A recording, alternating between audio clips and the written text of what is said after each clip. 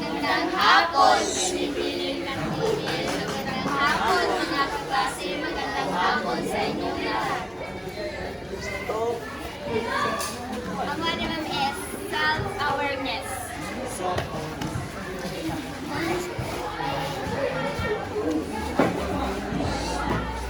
Anak na lang, dari na lang.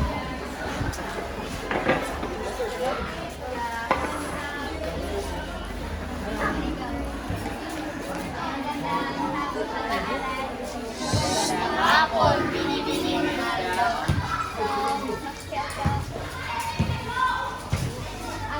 Ang tatalakayan natin ay self-awareness. Ang self-awareness ay kamalayan sa sarili. So, magbibigay kayo ng halimbawa sa self-awareness. So, sino ang magbibigay ng halimbawa sa self-awareness?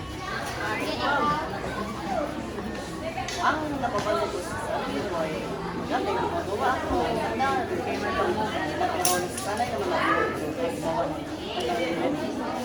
Sino magbibigay ng self-awareness?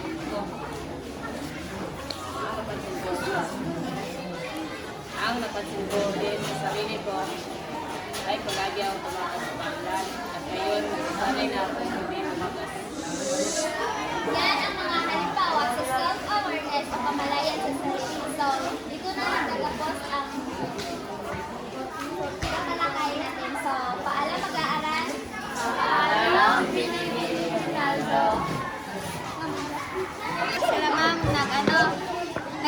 nag-study siya sa una, karon dili na siya mag-study. So, nagsasanay na lang siya na mag-study balik.